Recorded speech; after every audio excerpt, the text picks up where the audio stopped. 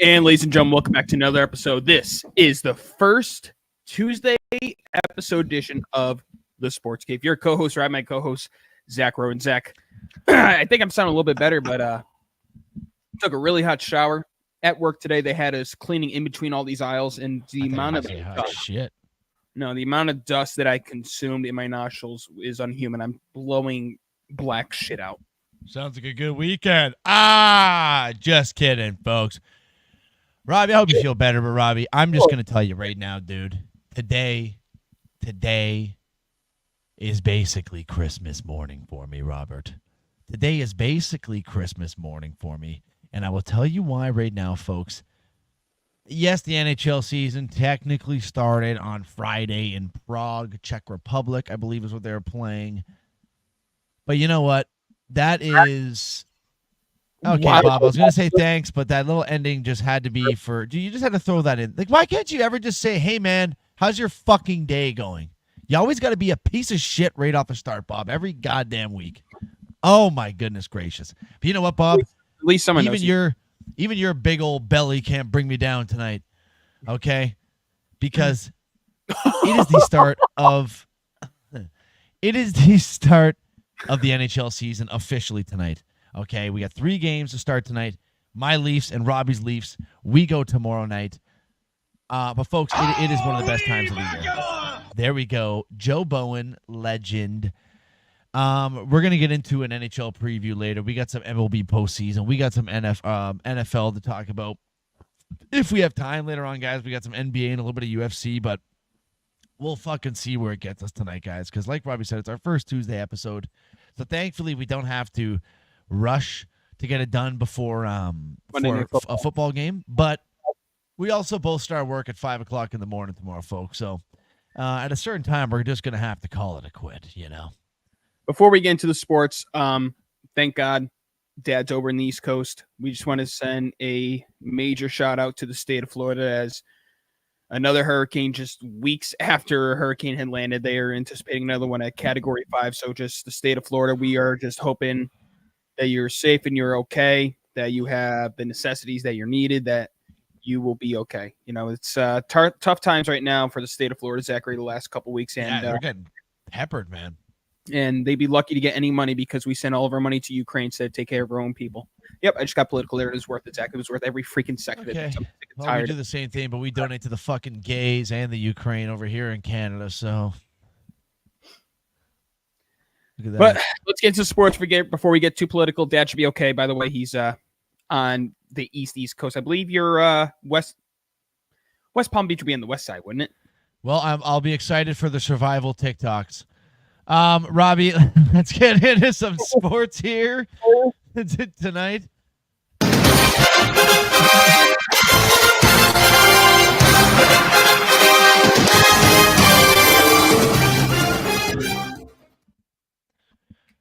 MLB Division Series is underway. Game 3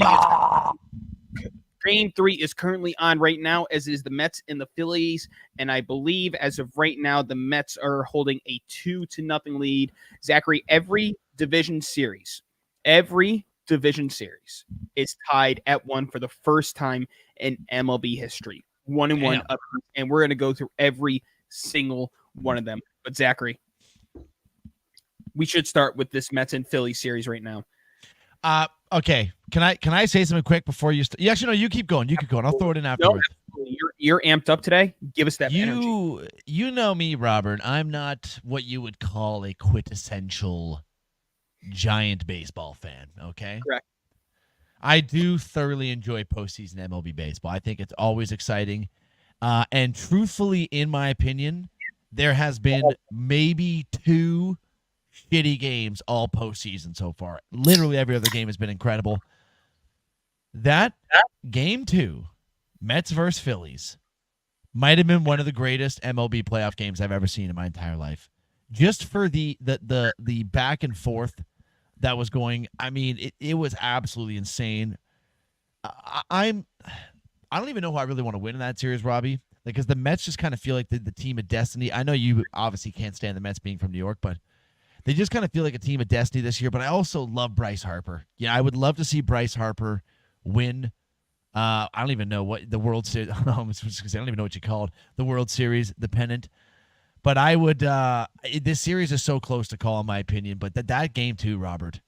Just the electricity of the Phillies coming back and taking the lead in the 8th, and then you get the Mets tying it up in the 9th, and then you get Castellanos, who had the jack in the 3rd inning, walk it off, and then go right to his son, which I thought was a pretty cool moment.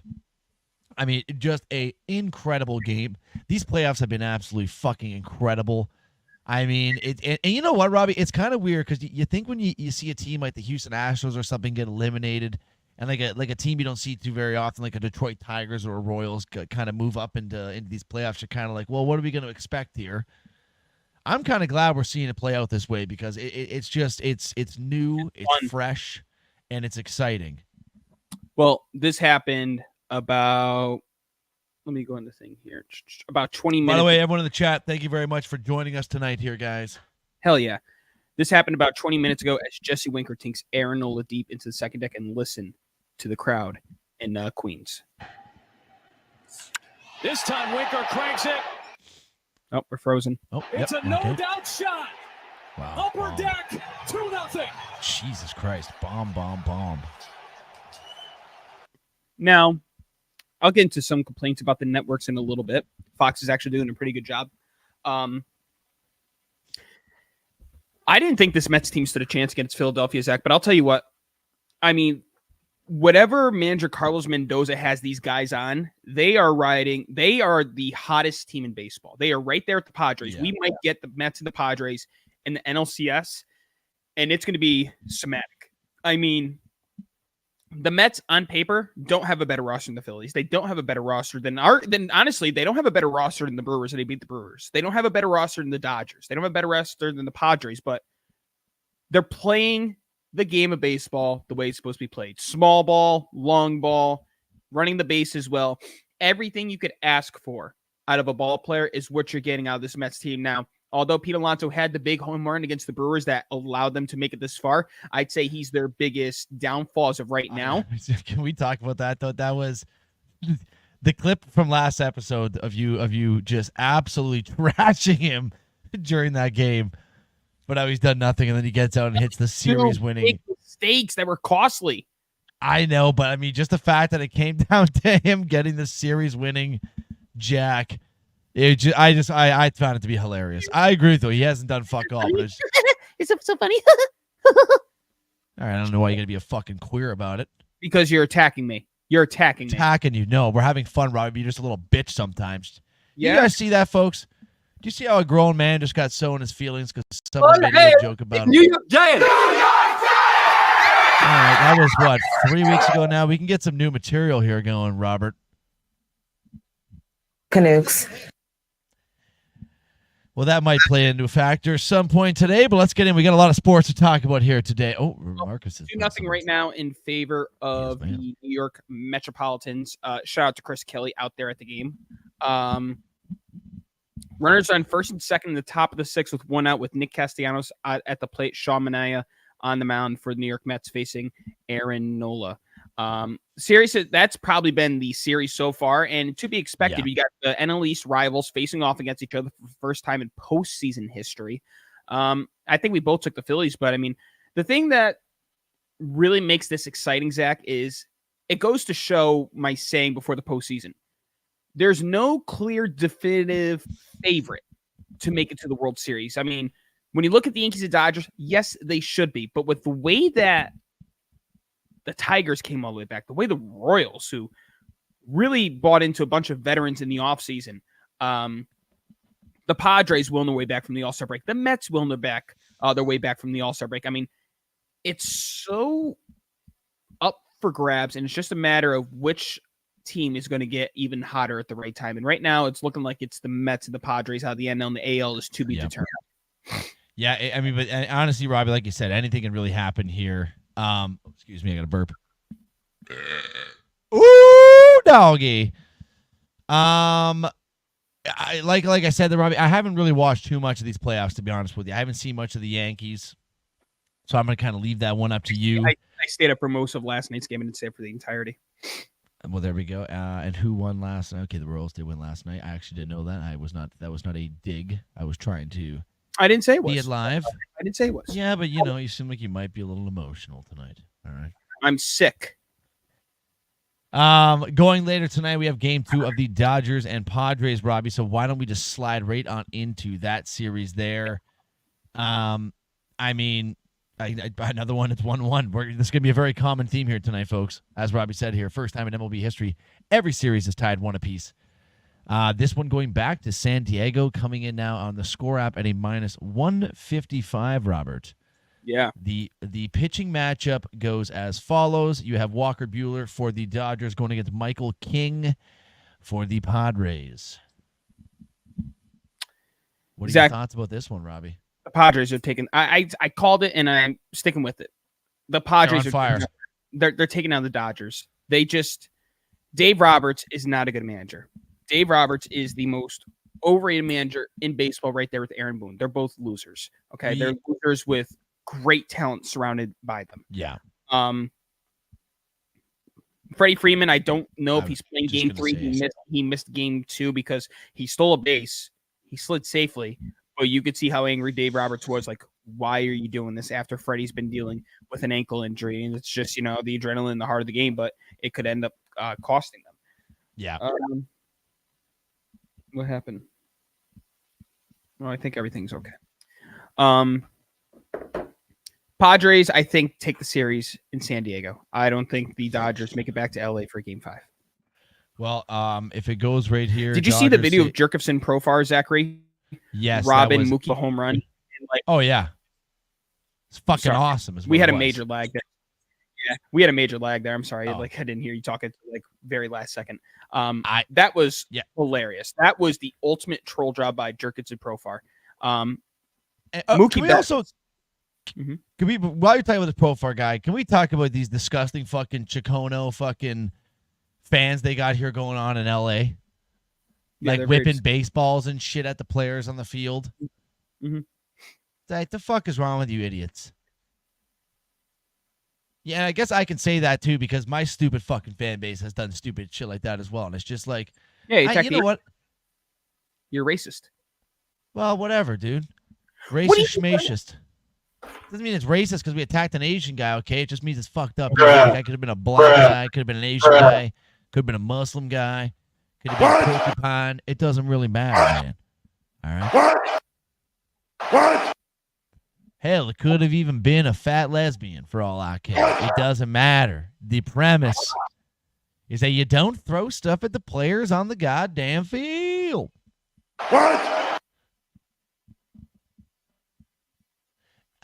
Okay, Robbie, you get back to what you were saying. How am I supposed to follow that up? I was just fucking saying, it's just, to me, I saw this video, this like fucking clearly kind of like Spanish looking gangster, like, like the classic cholo looking fella. I saw it was a video of a guy like that at the game, and he fucking whips a baseball on the thing, and then he goes like this up in the second deck. Who it's like, my God, dude, what do you think? Profar is just gonna run up into the entire front row or first row of stanchions and climb up to the second deck and beat the shit out of you? Yeah. Big tough guy though, eh? Big tough gangster guy throws a baseball that didn't even come anywhere close to him and then challenges him to a fight about 100 meters away. Right. Yeah, it's ridiculous. Retard. I said it. Dodgers fans are notorious for like being very, very harsh, essentially. These beers are going down like water today. I love fans it. will attack you verbally. Dodgers fans will attack you physically. I told you 2 years ago I went to Game 5, Guardians Yankees. Some dude went and was wearing his Nomar Garciaparra jersey, Red Sox, and all we did was heckle him. No one fought him. He was surrounded by a bunch of Yankee fans. We heckled him. That's it. Didn't hit him. No. Dodgers fans, they'll beat the shit out of you. Yeah, a bunch of pussies. They are. Robbie, I think I'm with you. I also have the Padres taking this one, but you continue, sir. How about the Tigers and the Guardians? Now, did you see the whole thing with Stephen Kwan? I can't say I did. So Stephen Kwan made a diving catch, and when you looked at the replay, it looked like it bounced. Did see this. Yeah. So it looked like it bounced in, but he got the thumb under, so they concluded that it was a catch. The game still was tied at 0-0. I think runners around first and second, or first and third for Kerry Carpenter against Manuel Clase, who's been dominant to where his catcher has gone out as far as saying that he's the greatest closer of all time this young into the career. And Zach, you already know how I feel about that. So I mean, you don't need an opinion on me about that. So I'll ask you. Yeah. You think he's the greatest closer of all time? I've never even heard of the guy before, so I'm probably going to say no. Well, you should. Wait, what name did you say? Emmanuel Clase.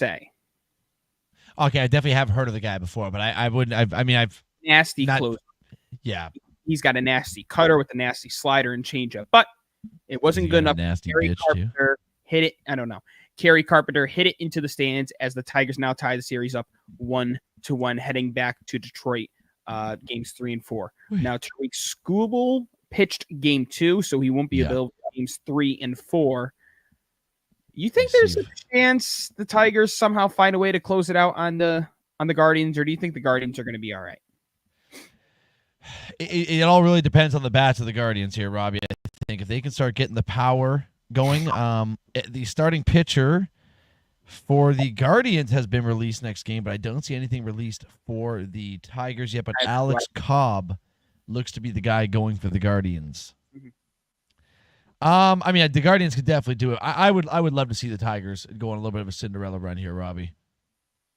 I'm sure you would too, because if you guys do beat the Royals, the Tigers, in my opinion, would be a better matchup, or you'd probably be happier to face the Tigers than you would be to face the Guardians. But I guess at that point, any team you're facing in the CS is going to be a tougher task.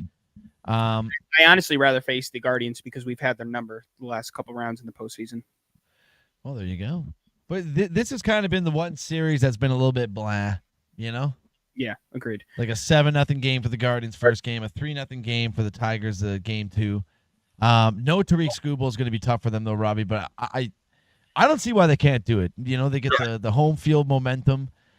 In my opinion, the way that these MLB playoffs should go, whatever, keep the wild card at 3 games if that's what you want to do. Every other series from there on out should be a 7-game series. The problem with that is when you got cities like Cleveland, like Detroit, like Minnesota, like New York, like Boston, we're lucky right now the weather's been appropriate. We're talking mid-November. We're talking potential 20 and 30 degree weather at night. That's not fucking right. That's not baseball weather, bro. It's not. Well, mid-November, it would literally add like maybe an extra week. Right, but that extra week, if someone gets injured and they miss most of the season next year, then we're talking serious issues here. Now, again, you could cover it up right back and say, well, it's only a week. Okay. I got a fix for that plan right now. Okay. Play 142 games. 145 games. It has been talked about in the past, trying to shorten up the season. I just don't see it happening. I don't see 162 games is fucking absolutely. Oh, there you go. I honestly, God, did not even look at Plouf's thing in the comment there when I said that. But Plouf, we're on the same page, brother. By the way, Mr. Jonathan, 12 minutes to T-minus 12 minutes till the Boston Bruins seasonal puck drive here. Over. But Robbie, again, like you said, that series is 1-1. And game. Hold on. This is for our friend John Plouf.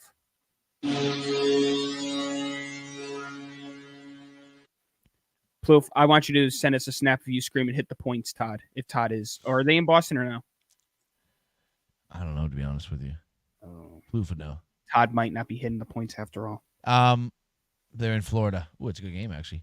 But yeah, it's probably like I said, game 3 goes down tomorrow, Wednesday, October 9th. We have a full slate of baseball tomorrow night. We'll just have to wait and see who comes out on top of that one, Robbie. But Robbie, let's move on to the series that I'm sure you're most excited to talk about here. And that is your New York Yankees. They take game 1 in New York, drop game 2 in New York to the Royals, now going to Kansas City, tied 1 apiece. What is the temperature of the room like over there, Robbie? Is it feeling hot in there? Is there any sort of nervousness feeling heading into Kansas City tomorrow night? No. And I'm being completely honest with you because a lot of people are pressing me at work today too. I'm really not stressing over it. I'm really not. Game 1 was a fantastic victory by the New York Yankees. Think about it, dude. Judge struggled. Stanton struggled. Cole struggled. Alex Verdugo stepped up. Gleyber Torres was amazing. Juan Soto was Juan Soto. They found a way to win, but it didn't come without a little bit of controversy, Zachary, which I would like to show the viewers. As a 3-2 count to Anthony Volpe with 1 out. Runner on base was Jazz.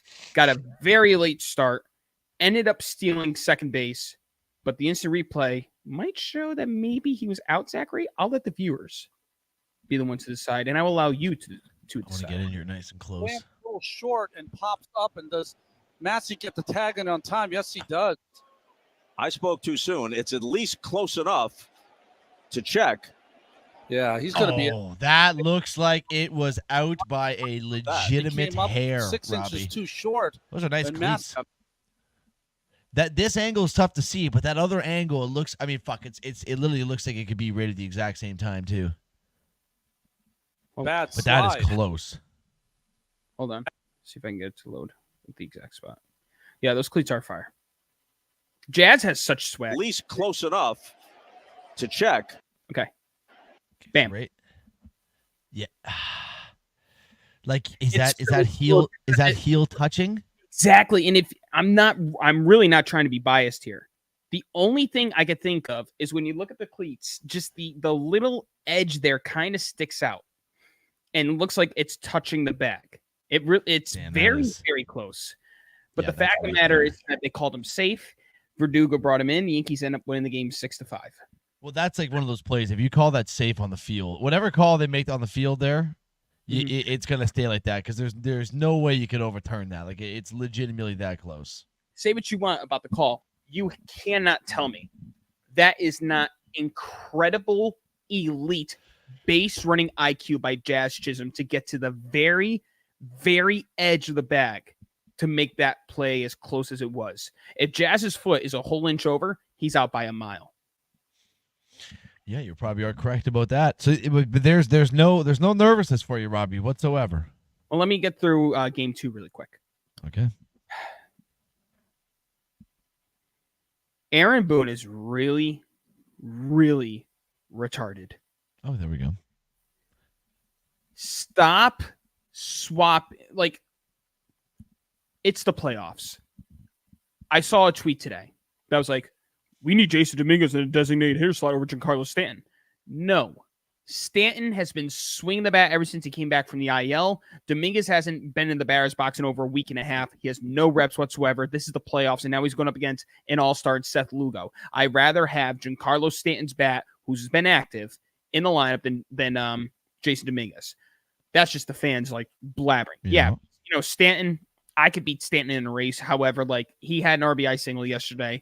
You know his track record with October. You have to keep Stanton in the lineup. You don't believe me? Ask Red Sox fans where he went 3 for 4, even though they lost. Ask Cleveland Guardians fans. This guy can hit the baseball in October. You have to trust him. Because if that's the case, then I guess you might as well talk about possibly starting Jason Dominguez over Aaron Judge, because Aaron Judge has looked absolutely atrocious, Zach. I don't know if you got to see any Aaron Judge. I haven't seen it, but I've been seeing on Twitter, dude. I have, and he has been getting torched. Well-deserved, by the way. Well-deserved. But I'm not going to sit here and say that I'm giving up on Judge. No chance. He's an MVP. He's had track record of doing decent in October. Not great, but decent. Okay. John Birdie played his first career game at first base in the playoffs yesterday over Oswaldo Cabrera. Oh, that's not the time to do things like that, bro. You can't be taking unnecessary risks like that. And luckily it panned off for them because John Birdie played a great defensive first base. However, Oswaldo Cabrera did good in game 1. Oswaldo Cabrera's bat is better than John Birdie's. I'd rather see Oswaldo Cabrera or Ben Rice than John Birdie or DJ LeMahieu. There's no need to be playing those guys over Cabrera at first base unless it's Ben Rice. That's it. That's it. You cannot make stupid end of story mistakes like that. You cannot. Let me talk about the Royals really quick.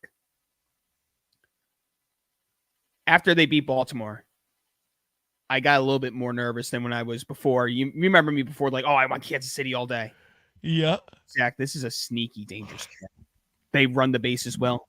They play baseball. They don't play long ball. They play baseball. You got Salvi and Bobby Witt as your big bats. MJ Melendez did have a big home run, but a lot of these guys are getting on base whatever way necessary with singles, walks. They steal bags. They're fast. The starting pitching is very good. It's just a matter if the bullpen could hold on their own. Whereas the Yankees, it's over the fence or nothing, essentially. Outside of Soto, Gleyber Torres has been the best player for the Yankees in the playoffs through 2 games by far. Soto and Gleyber have stepped up. Wells has been okay. Am I sitting here telling I'm nervous, though? I'm really not nervous. I think it's just a matter of these guys getting their reps in. They had nearly 5 or 6 days off. They could find a way to go into Kansas City and take the next 2. I firmly believe it. But let me tell you this right now, Zachary. If this goes to Game 5, I'm not waiting until the World Series, like I said. I will be in the Bronx that Saturday night. You can bet your sweet ass on that. You better I'd probably look at tickets right now. Hell no. I'll wait till the end if I have to. Damn, you're going to spend an arm and a leg. But obviously, folks, we will have more about this coming on Thursday's episode, guys, because we're going to see you guys again in 2 more nights. And like I said, tomorrow's slate of baseball is really going to open up this postseason here, folks. All 4 teams go tomorrow night. We could see 2 elimination games tomorrow. Zachary? Yep. Bases loaded, 2 outs for the Mets. They could blow this game open. We will be definitely keeping you guys with live updates on that. And while we are on the topic of baseball, the only bit of news to talk about here, Robbie, is ex-Cleveland Guardians manager Terry Francona. Terry Francona has taken over the realms in Cincinnati. Yes, he is the Reds' new manager. The Reds are getting a seasoned manager here with a lot of experience. With this roster they got, Robert, do you think this is something that's going to help bolster this Reds team? You think we might be seeing a Reds playoff team next year? Potentially.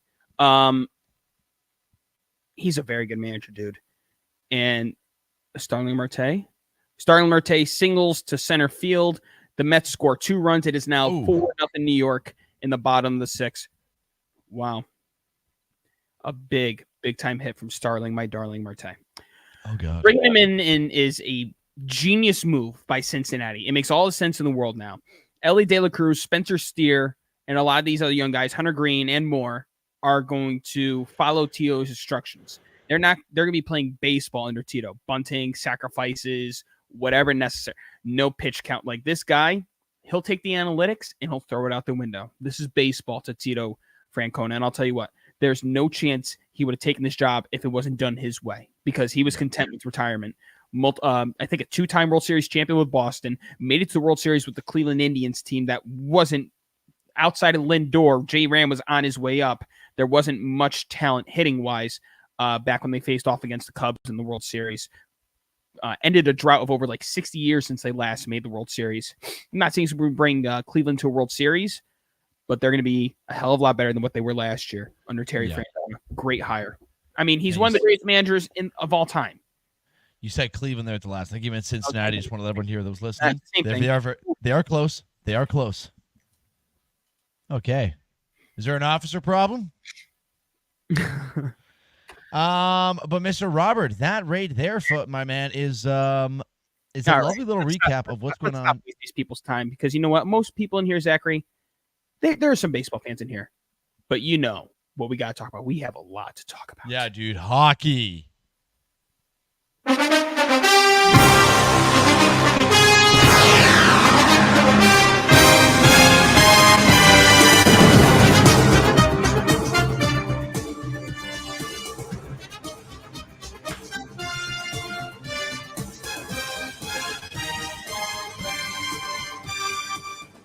We're definitely going to get sued with how long that intro is. But it's we're getting fucking a lawsuit happening here, folks. Robbie, can I have can I have the floor? Can I have the floor, please? You guys know what that means right there, guys. It's NHL or NFL time. We're gonna do a full recap of all the games of Week 5. I just have a PSA for that stupid fuck, Deshaun Watson. You listen here and you listen to me good, you absolute dirty sexual assaulter, you piece of shit human being. Not only are you just an absolute asshole off the field, you're even more of an asshole on the field. You suck more dick than fucking Mia Khalifa, Lisa Ann, and Riley Reid in their prime at playing football. Okay? You miss open reads left, right, and center like a blind, deaf retard. Okay? Sure, the offensive line sucks, Bob, but it doesn't fucking matter. You get sacked more times than any other human I've ever seen in my life. And all in all, you are just a piece of pathetic fucking garbage. And the fact of the matter is, when you know what, if you would have just been a shit football player but still been a good teammate, then maybe I'd be able to back you. But you showed me something last game. You quit on your team. 4th down play, Stefanski's telling you to go for it. He's giving you a play call, and you basically look him dead in the eyes and you say, nope, not doing it. Kick the field goal. And you walk off the field. And that right there, Robbie, was my last straw. And I love Stefanski, but I'm actually a little bit upset with him. You know, I'll play this before I get into it a little bit more. And also, folks, while we're looking, never mind. Keep going. No, go on. I thought it was the 4th quarter. I was going to say this stupid fuck only has 94 yards, but it's the 3rd quarter. But still. Carlover! Holy shit, what's happening, brother? Welcome back, Carlover. We missed you, man. Looks like they're gonna. Yeah. Oh my God. Quits on the fucking boys. Has to be sick. Now, can I be honest with you, Robbie? At 24-3, we can probably assume that game's over. But what if we get a touchdown there?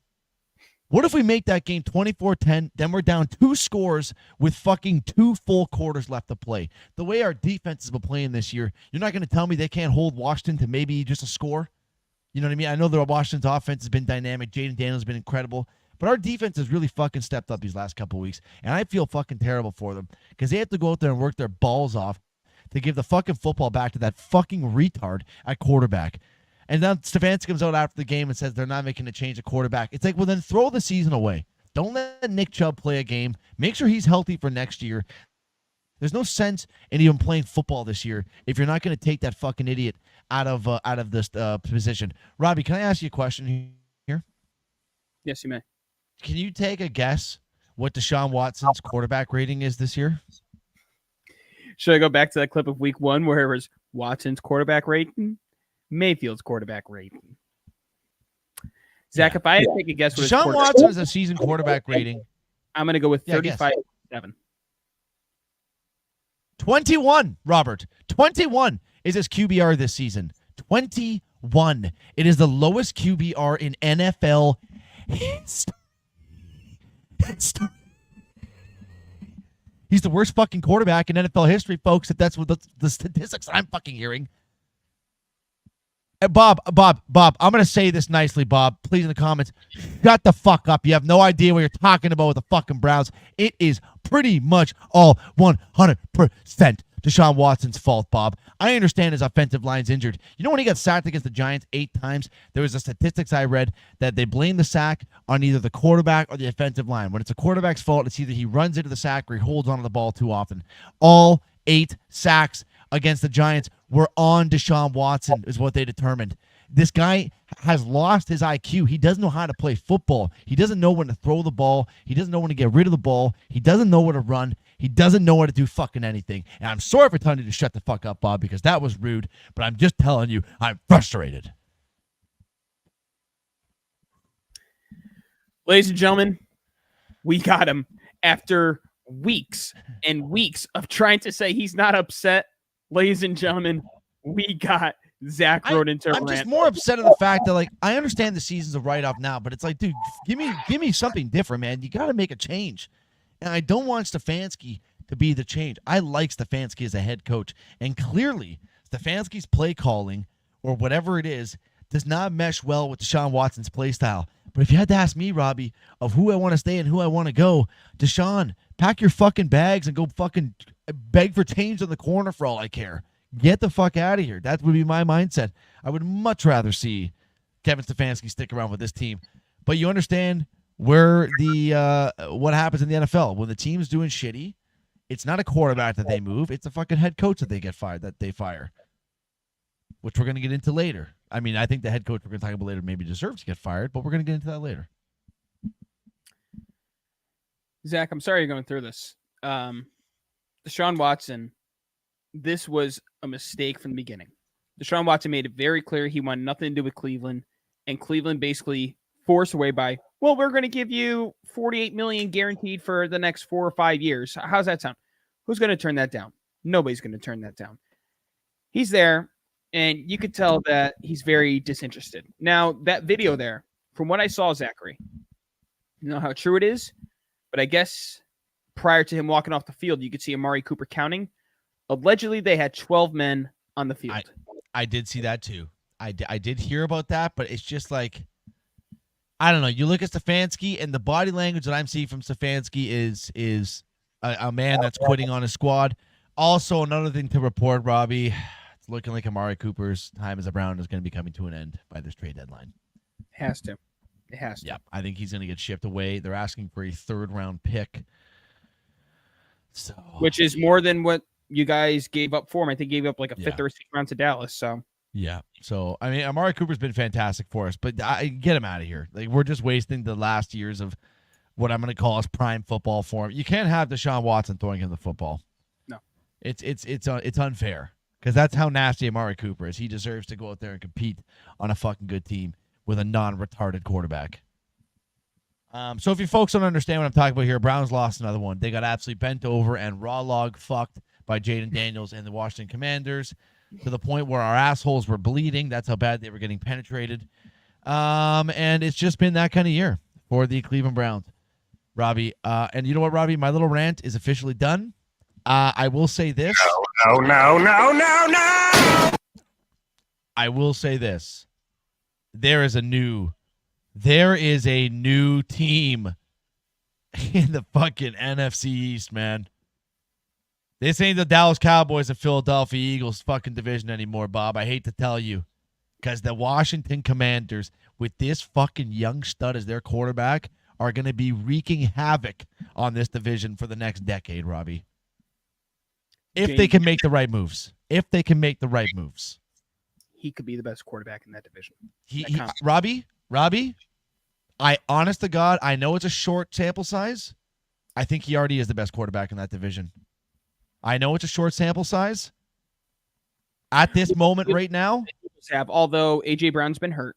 Exactly. So Dak Prescott's been good this year. Don't get me wrong. I'd argue out of the 4 teams, number 1 options, A.J. Brown, CeeDee Lamb, Malik Neighbors, and Terry McLaurin. Terry McLaurin's the worst out of the 4. And Probably. This guy is dominating. Cooking with them. Oh, it's exciting it's exciting to watch. Yeah. It is exciting to watch. He has the highest selling jersey in the NFL right now. We knew Jane Daniels was going to be good. Did we think he was going to be this good in 5 weeks? No chance. No, dude. Do we think he was going to be in MVP conversations within 5 weeks of, like, this is ridiculous what this guy is doing week in and week out. This guy is the favorite to win Rookie of the Year over Caleb Williams by a wide margin. Oh, my God. Yeah, not even close. Not even close. This is unbelievable what we're seeing out of Jaden Daniels. And you know what? A great job by this new regime in Washington after Dan Snyder sold the team. Or Dan Snyder, not Schneider. Snyder. Dan Schneider's the rapist from Nickelodeon. Magic Johnson and company. Not the same guy. Ron Rivera, out the door. They bring in Dan Quinn.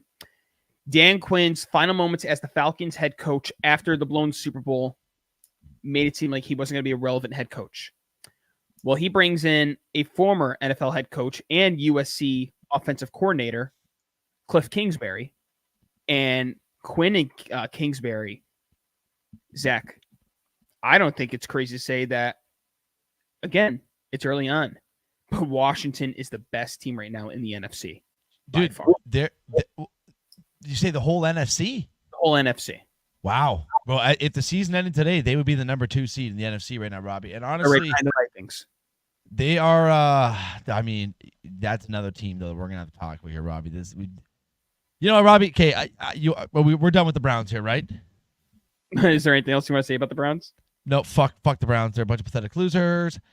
Let's bring it back to Thursday night here, Robert. Pretty electric Thursday night football game here between Atlanta and the Buccaneers. It was Yeah. a very good game.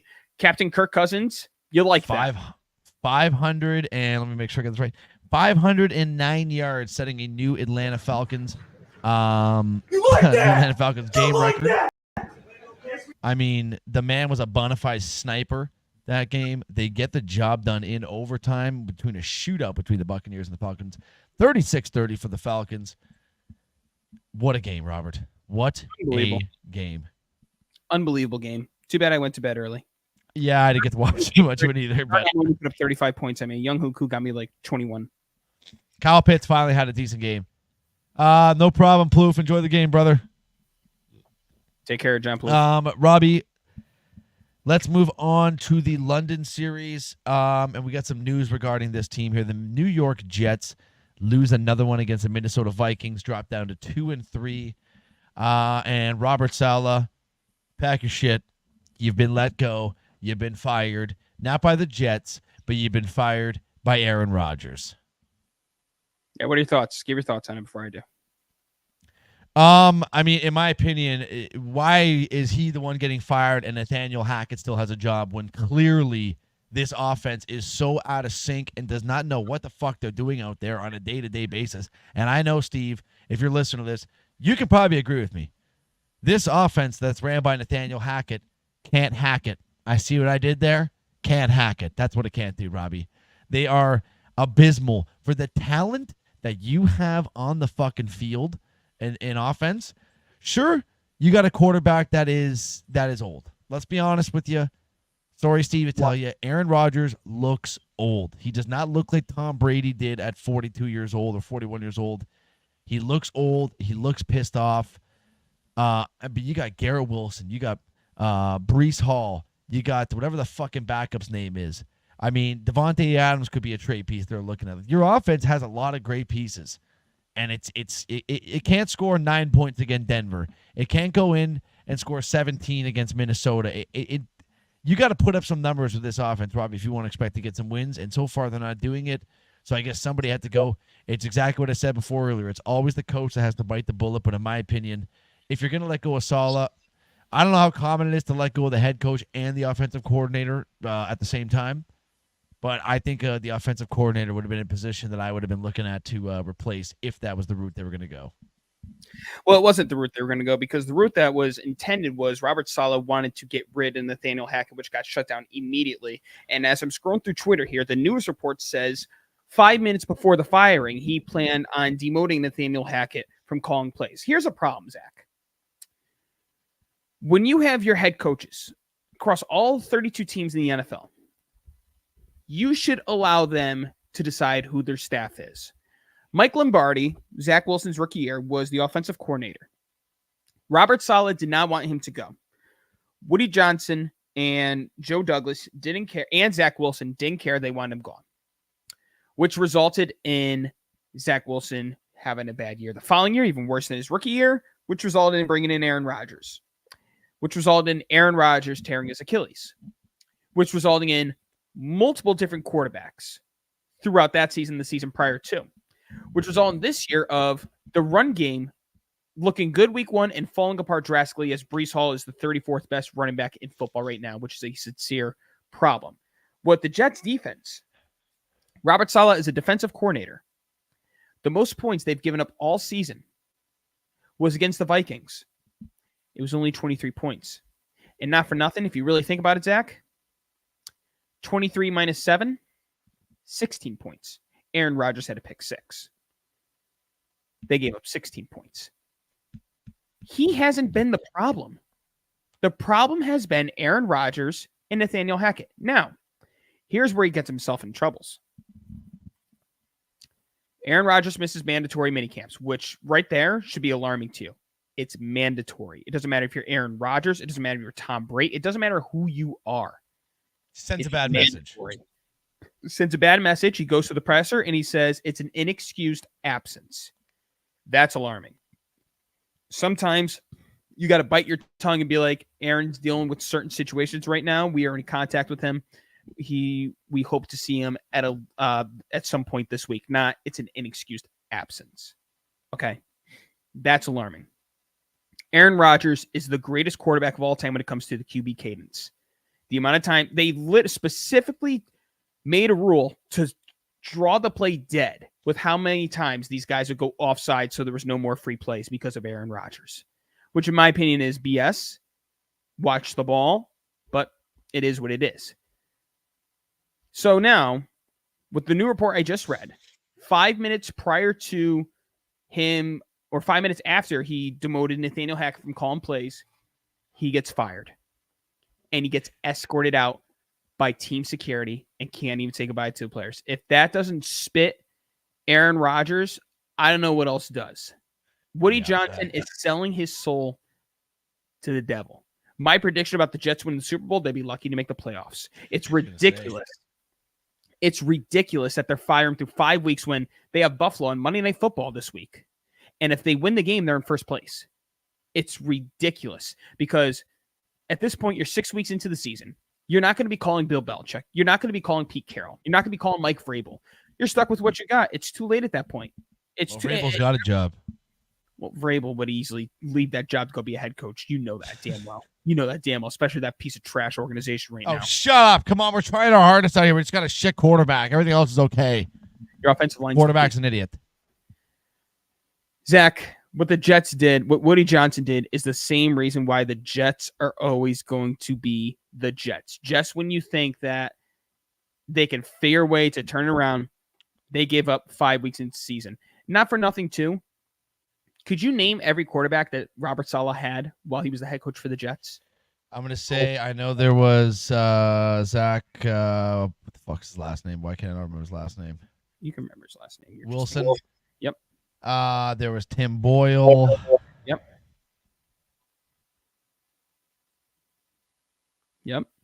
Fuck. There's got to be a couple more. Okay, so Zach Wilson and Tim Boyle. There's 1, 2, 3, 4 more. And one of them you're really missing out on, which is really stupid of you. Joe Flacco? Okay, that's 3, but that's not who I was talking about. You said Zach Wilson, Tim Boyle, Joe Flacco. There's 3 more. Not Rodgers. He's the guy. Oh, okay. Rodgers, you freaking moron. I guess he was still going with him. There's the other two, I'm probably not going to be able to get. One you wouldn't get. The other one, I think you definitely could if you really, really thought about it. For the Jets. Fuck. He came in for Zach Wilson after Zach Wilson didn't take the blame for the loss against New England 2 years ago. Oh, God, yeah, there's no chance. Mike White? Mike White. Yep. And the last one, I know you're definitely not going to. Actually, I'll tell you, he was supposed to be the successor to Peyton Manning after they won the Super Bowl in Denver.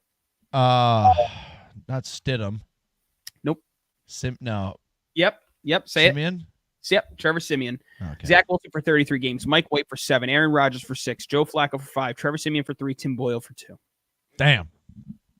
And a lot of quarterbacks. I agree with you, Robbie. I think he got the absolute shit out of the stick here, but dude, not for nothing.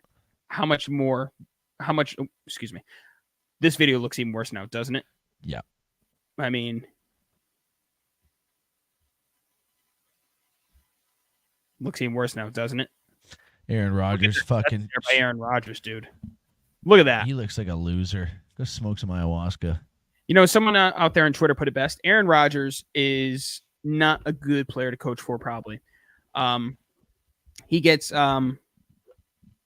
why am I drawing a blank in his name? Head coach for the Cowboys. Mike McCarthy. Mike McCarthy fired in the middle of the season. He completely ignores Matt LaFleur's play calling, and Jordan Love is following it to an absolute T, and they are amazing. Now he gets Robert Salah. Now, not for nothing. Robert Salah isn't a great head coach. He might not even be a good head coach, but this isn't his fault. Robert Salah wasn't responsible for drafting a failed quarterback and a failed left tackle in Zach Wilson and Mekhi Becton. He wasn't responsible for that. Okay. Yeah. They quit on the plan early for Aaron Rodgers, and will he get another head coaching opportunity? I don't think so. But if you're in need of a defensive coordinator badly, you fire who you have and you bring in Robert Salah immediately. Will he accept the job? He'll probably relax for the rest of the year and go into next season with the new resume. As he deserves. I think he got shit in the stick. I really feel bad for Robert Salah, dude. It really is not fair to him. I mean, I don't feel too bad for a guy that's making millions and millions and millions of dollars to be a head coach of a football team. You want to play that route, then sure. And you also, I think all these head coaches, Robbie, they know what they sign up for. It's the most volatile fucking job, unless you're a Bill Belichick or a Nick Saban or something along that line. Like, there's no job security in being a head coach. It could be going so well one year, the second it goes down in the dumps, your ass is grass. And I'm going to smoke it, bitch, is what I'm going to do. But, Robbie, let's move on from this game here. Vikings 5-0. Mm-hmm. Sam Darnold had a shit game, and they still found the way to get the job done. Aaron Jones even had a shitty game. They still found a way to get the job done. The pick six proved to be quite costly. 5-0 for this Vikings team here, Robbie. Yeah, and Aaron Jones ends up getting hurt, and Ty Chandler filled in very well. Stephon Gilmore with an interception on Aaron Rodgers. He's, I believe, the only corner in history to pick off Tom Brady, Peyton Manning, and Aaron Rodgers, which is pretty goddamn cool if you ask me. Cool. Justin Jefferson did very good.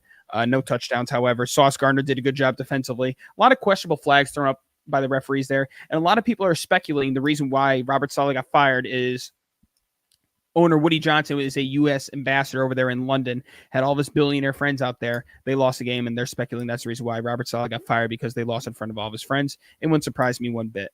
But the Vikings improved to 5-0, Zach. And it's only a matter of which team's going to lose their first game first between the Vikings and the Chiefs. Well, the Vikings have a very tough one next week, Robbie, against the Detroit Lions, so keep your eye on that one.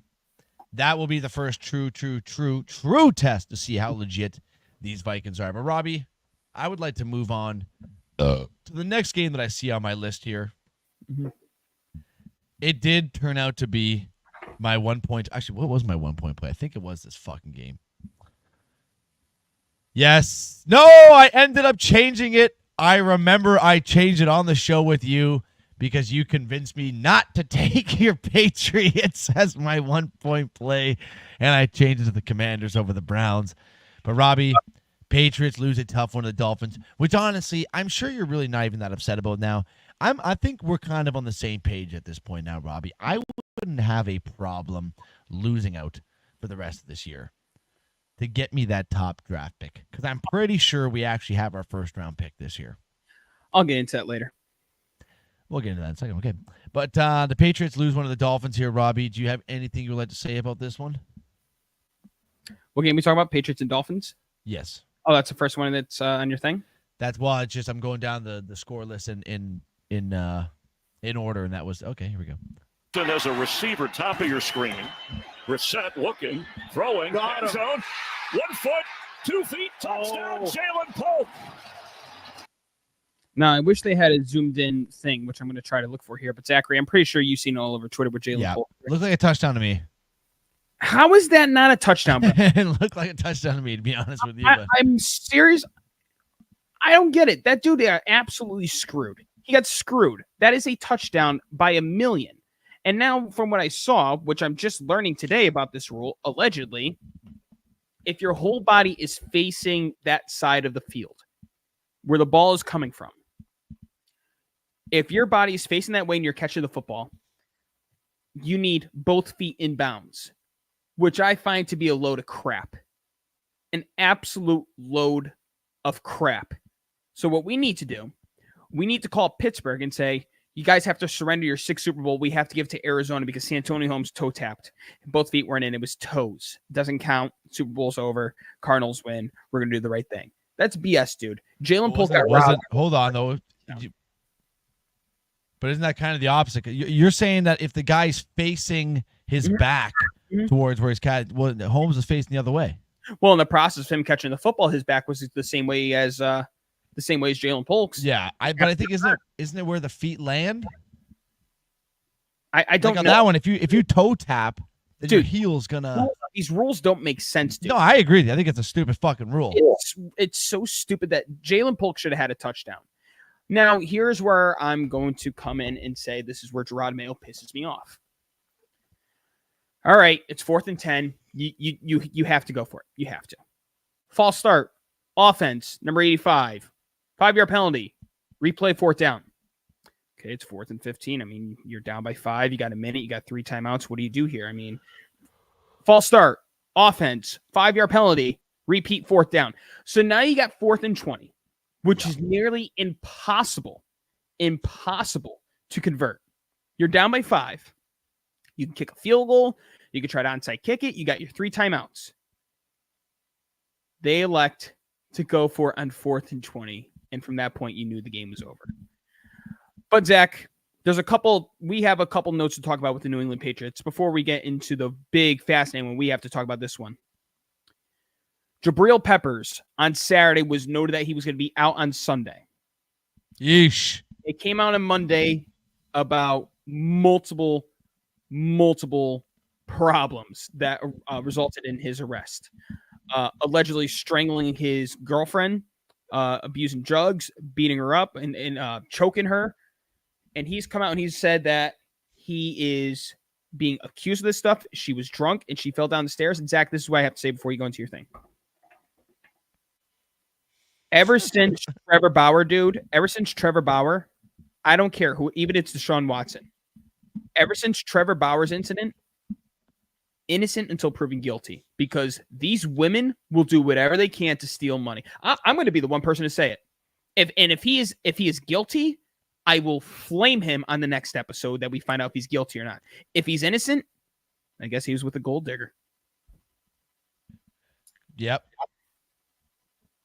I know. I mean, apparently the guy did some blow and beat his wife, but we will get some more news in that in the later weeks coming up here. Car Lover, you have yourself a good night, buddy. Good seeing you again, pal. We'll see you next Tuesday night now, Car Lover. We're on Tuesdays now, big guy. So keep your mind on that. But yeah, I mean, like Robbie said, I've made the mistake before where I jumped to conclusions. I am not about to do that. So I'm going to wait for everything to come out before I say my piece about it. And Andrew Wiggins? Yeah, I called his wife like a dumb whore bitch or something like that because there was some rumors that she was cheating. It turns out I was wrong, guys. And I manned up and I apologized.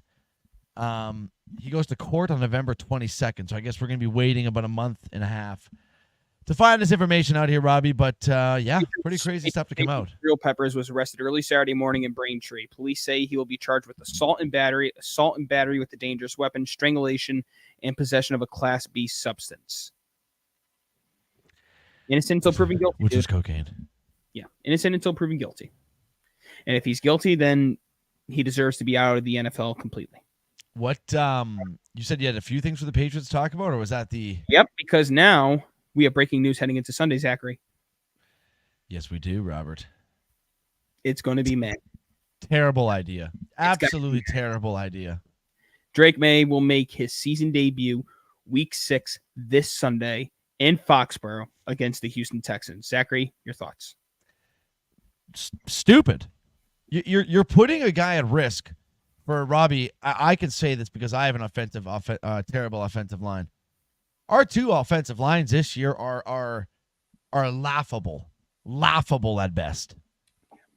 I mean, you're going to put this young guy in with zero experience. He's been able to watch the game at full speed for 6 games. Like, what the fuck is that? This kid's going to get killed, man. He's going to get killed. And I feel like this. I don't want this to turn into another Bryce Young situation where maybe you got a guy that's got the skills and it's got the brain to compete, but then he loses all of his confidence because you fucking throw him right into the fire. To me, it's a stupid decision. To me, the season's already a write-off. I mean, Jacoby Brissett's a tough guy. We've seen him just take an absolute shit kicking all fucking week long. Too bad they're not playing the Titans, Ryan. They're playing the Texans, Ryan. But you know, Ryan, way to stay on top of it, brother. It's the fantasy hockey league draft all over again, huh? Well, Zach. Yeah, you go on, Robbie. I don't agree with the decision at all, but I'm an outsider here, so I'm not happy about it. I was a firm believer in sitting him for the whole season and let him go into next season. Sitting behind Jacoby Brissett, sitting behind David Andrews, the starting center, who is out for the rest of the year with an injury. So you don't even have that veteran presence at the center position to point things out to you. He's dealing with an absolute atrocious offensive line, inexperienced, non-reliable weapons as wide receivers. I mean, the wide receivers for the New England Patriots are probably the worst it's ever been in their history. And that's debatable because Tom Brady made people like Chris Hogan and Kembrell Tompkins and there's so many more guys I would have to go. Aaron Dobson, like, look like good receivers, and the second they left, they sucked. And that's the case right now. There's no good wide receiver in the New England Patriots right now. Demario Douglas, Tyquan Thornton, he wasn't worth the second-round pick. Jalen Polk, he's a rookie. We'll see what happens. That kid is going to get killed. Yeah. And it is not, and it wouldn't be fair for him or Joe Milton. Jacoby Brissett knew what he was signing up for. Jacoby Brissett was going to be the veteran. Now, I'm curious to see if there's an entire different offense from Jacoby Brissett to Drake May, but I doubt it. And the worst time to do it, the Texans have the most aggressive pass rush in football, and he's got to go up against that for his first career start. You couldn't have him face off against the Dolphins, something a little bit easier, although they still have Bradley Chubb. You couldn't have them go against a front seven like that. You have him going against that. And or even wait another week and throw him in fucking London against the Jacksonville Jaguars or something like that. Like the Texans, you're really throwing him into not even just a fire, to an engulfment of flames. Gerard Mayo is just like what I thought he'd be. Week 1, he really changed all of our minds, but it just goes to what I say about Gerard Mayo. He's a joke, he's a puppet, and he sucks. Drake May, be careful. Ramondre Stevenson, Antonio Gibson, protect him at all costs when the blitz is coming. Yeah. Okay, Mr. Robbie, I did not see. We have a fuck ton of games to go through here, so let's try to find this one we can go through pretty quickly here. Chicago Bears, Carolina Panthers. When the game was in the first quarter, there was a 10-10 game. It was a nice and close one. And then the Bears and Caleb Williams and that offense just really, really caught steam, Robert. DJ Moore, 2 touchdowns. Caleb Williams throws for over 304 yards. And can I tell you a funny stat, Robbie? You know, Caleb Williams already has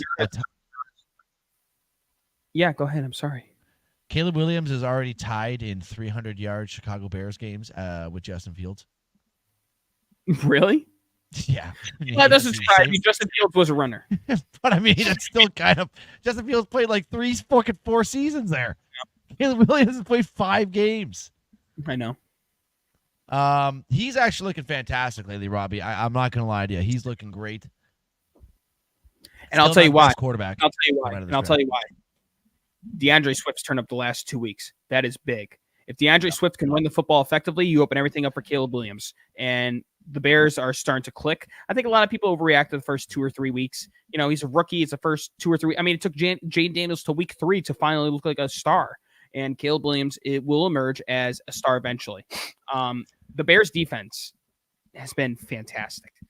Phenomenal. The only thing that they really let up was the Chuba Hubbard run. Outside of that, they've been pretty good. Yep. Chuba Hubbard, I drafted him with like my last pick in my fantasy league this year. What a splash of goodness he's been for me. Now, in my league, my running back positions were very, very questionable. But with everything happening right now, I'd like to tell you what my running backs are, and I'm looking pretty good. We have DeAndre Swift. We have Rico Dowdle, who's emerged as the number 1 running back in Dallas, and he's done good the last 2 weeks. Chase Brown. Zach Moss ends up getting hurt. Rashad White. And Ramondre Stevenson. Not bad. I mean, you don't really have like too many giant names popping off the page there, but for the way the season's worked out, it has not looked too bad. Well, my wide receivers are Amon-Ra and A.J. Brown. Robert. That's okay. That's pretty good. Robert, let's move on to some divisional matchups here. Starting off, the 0-4 Jacksonville Jaguars hosting the Indianapolis Colts, Robbie, and they are able to finally get into the win column. Huge game for rookie wide receiver Brian Thomas Jr. Yeah. Or Brian Thomas, not Jr., sorry. 122 yards in the air on 5 receptions with a tutty to go along. Trevor Lawrence goes absolutely bonkers, minus the interception. Joe Flacco, hell of a game for Mr. Flacco, too. It pains me to watch this man throw on the pigskin like this because I would literally probably suck a dick to have him playing for the Cleveland Browns. You fucking heard me, Robbie. I would probably suck on a man's penis to have Joe Flacco over Deshaun Watson right now as my quarterback. Okay? That's what I just said. But the Jacksonville Jaguars, Robbie, finally get into the win column here. 37-34. Great matchup. Oh, my God, dude. You're nuts. No, by the way, take some nuts to get Flacco on this team, man. the Mets are now winning 6-0. Damn. Yep. I didn't get to watch into this game, Robbie. I don't know if you have anything to comment on it, but I mean, this kind of just also shows me how shit Anthony Richardson is at football, or maybe it's just how good Joe Flacco is at football. Yeah, I think it's how good Joe Flacco is all of a sudden. Joe Flacco, they turn it around in the fourth quarter where they outscored the Jaguars 24-17. Jags outscored them the second 13-3 and 7-0 in the third. But you got to give Trevor Lawrence credit to him. And Tank Bigsby ran the ball effectively for them. How different would that game have been if they had Jonathan Taylor? I think we're talking about a Colts victory. I think that absence definitely hurt them. But Joe Flacco, I mean, ask Pam Oliver. She got hit in the head in warm-ups. I mean, did you see that video? He knocked out Pam Oliver. Yes, I did see that actually. Yeah. Joe Flacco is having a hell of a resurrection because towards the end of his time in Baltimore and when he went to the Jets, I mean, he looked done. And we were like, it's time to get out of here. He resurrected his career over there in Cleveland, and he's looked really good with Indianapolis. This is where you tell Anthony Richardson, well, take your time. You learn the game, buddy. Yeah, now it's time for you to sit back. They do end up getting the loss, but not Joe Flacco's fault whatsoever. I mean, it had to come for Jacksonville at some time, Robbie. So now I think it's been because you play your one game a year on the road. I believe entering next year, it's going to be either 9 or 10 years since the last time Indianapolis has won in Jacksonville. Yeah, which is pretty crazy. Very, very crazy. Robbie, let's move on to a team here that is, I don't want to say faltering as of late, but they started off the season 3-0. They've now lost 2 in a row. That's the Buffalo Bills. We got a burp coming again. God damn. Texans take down the Bills in Houston 23-20. Is Josh Allen injured? No, I think Sean McDermott is a problem right now. Josh Allen definitely didn't have the best game, 9-30 for 131 yards. But there were also a lot of freaking balls by his receivers, dude. That's why I'm thinking if the Bills are smart, man, if they want to have a chance here, you got to go. You got to go for Devontae Adams here. You got to get Devontae or Amari. You have to. Fuck me, man. You can't go in with Shakir as your number one receiver. No. Or Keon Coleman. I don't even know who the fucking number one receiver is there. They don't have a number one receiver. Or Matt Collins. Yeah, it's like, Jesus Christ. What are we even talking about here? You like Gabe Davis walk to Jacksonville, although he's done nothing for Jacksonville. But to note with Houston, Nico Collins left the game with a hamstring injury. He's a week-to-week basis, so Stephon Diggs is going to take over that number one role, and Tank Dell production should increase. Can we talk about a Stephon Diggs rumor that I heard real quick? Oh, boy. Apparently he fucked an 8-month pregnant Cardi B. That's a wet-ass baby. That's a wet-ass PP, wet-ass pregnant pussy. Mm-hmm. Anyways, I just had to get that one off my chest, and I'm sure he also got himself off on Cardi B's big old pregnant titty chest. Bing, bang, boom. I believe there's a reason why when he was on the Vikings, they asked him, who's the last person you let go on a date with your sister? It was Stephon Diggs. It makes sense. These fucking 8-month-old pregnant women. Dude, that's disgusting.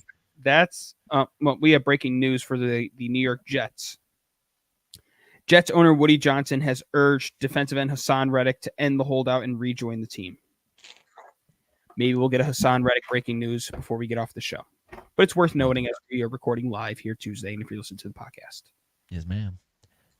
Robbie, you say Sean McDermott might be the problem. This Houston Texans team, though, does look good this year. Not so much, I guess, the last couple of weeks. It was there for Buffalo's taking, dude. I mean, again, a lot of drop balls by these receivers, dude. A lot. Yeah. Which hopefully they can figure the fuck out, because I need Mr. Allen to start waking up in fantasy, because I don't have the balls to sit him for Baker Mayfield, even though the last 2-3 weeks Mayfield has been electric. Now, I have a situation.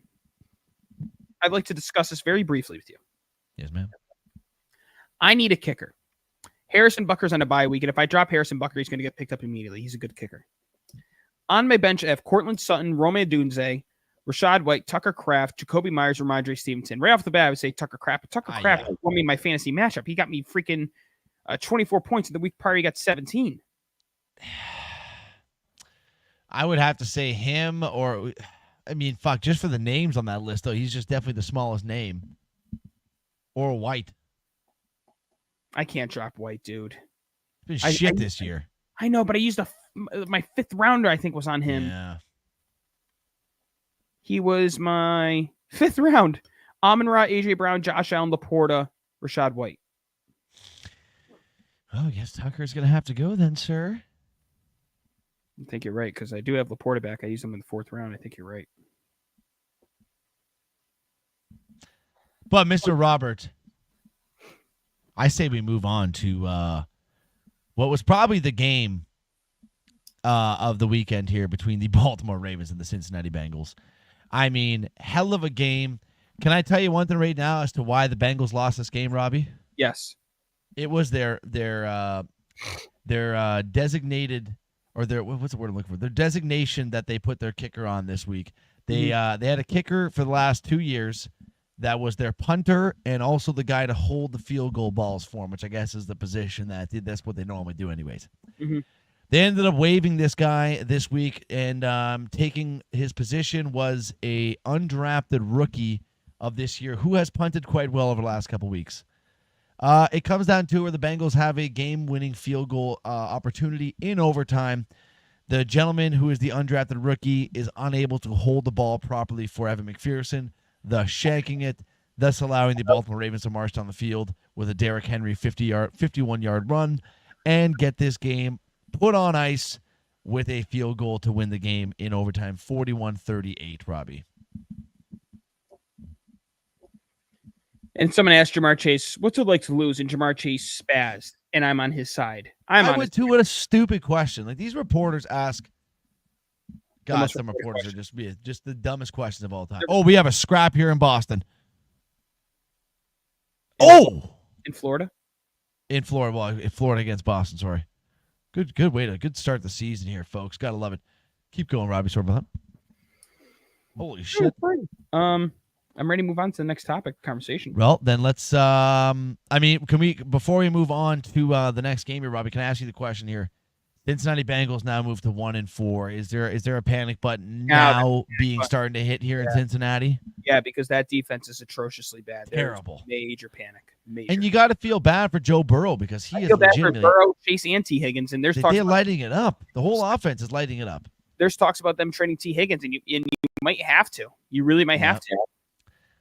Robbie, this next game we're going to be able to just purr through real quick. The end of Gardner Minshew for Las Vegas Raiders this season, folks. It looks like Aiden O'Connell will be taking over the realms as the starter there as they get pummeled by Bo Nix and the Denver Broncos. And now, is this a result of two teams the last couple weeks taking this Broncos team lightly, or is this a result of maybe Sean Payton and Bo Nix kind of figuring things out together here? I think Bo Nix and Sean Payton are slowly figuring things out, but when Denver's defense is playing at a high level like this, it really brings more confidence to the offense. I'm going to have to agree with you, too. I mean, Bo Nix had himself a fantastic game. No interceptions. It was a fantastic game, but 206 throwing yards. Antonio Pierce went from one of the most liked and respected head coaches to one of the douchiest, dude. Yeah, just a fucking loser. And he really act like a dick in these press conferences. No update on Devontae Adams other than the fact that from what we heard, the same thing the Steelers are doing with Brandon Ayuk. They have an incredibly aggressive offer for Devontae Adams. So we'll have to wait and see what happens in that situation there, Robert. I don't think he's going to get traded for a few weeks, though. That's my opinion. I think he's going to sit out. He's going to get traded at the end of this week or next week. I think at the end of week 6, he'll get traded in week 7. Well, I would like that to happen because I would like to report on it. At this point, I would like Amari Cooper to get traded for my team because it's just not fair. It's not fair to these two prime wide receivers, Robbie. Yeah, I agree. Now, the fact of the matter is now, does he get traded to the Jets or the Saints? I mean, obviously, we're going to break down the Saints later on, but it should be known that Derek Carr is going to miss a few weeks with an injury. And there's talk about Spencer Rattler, once a highly regarded football quarterback out of South Carolina who drastically fell off, might be the new starter for the Saints. That's definitely going to play into, I would assume, to Devontae Adams' mindset. Obviously, we don't know the severity of Derek Carr, but it does look like you just said, the next couple of weeks he'll be on the sidelines. So, and then you got all this drama unfolding in New York right now. And Jeff Ultrich, or whatever his name is new interim head coach. And, dude, I mean, scary times. Yeah, it's not looking good, bro. It's looking really Scary bad. times. I don't know. I don't know what Devontae's thinking right now. But again, it's not his choice at the end of the day. It's what the Raiders want to do. Exactly. Mr. Robert, let's move on to this next game here because this one was a doozy. We have a comeback victory for the Arizona Cardinals, taking down the San Francisco 49ers. And San Francisco, what is going on in the slums of San Fran, Robert? They need I mean, what is going on? They need McCaffrey badly. You know what? And I said after week 1 that this just goes to prove that they do not need McCaffrey and maybe trade him. And guys, I'm here to say I'm a fucking idiot. And I clearly don't have any idea what I'm talking about because this team needs McCaffrey more than the human being needs water. That's how bad this team needs fucking Christian McCaffrey. It's bad, bro. I mean, Jordan Mason's doing a good job, but he doesn't get the same attention as Christian McCaffrey. Not even close. Wow, 2 very quick goals for the Florida Panthers here, Robert. Sorry, keep going. Oh yeah, they got big dick energy after getting their rings.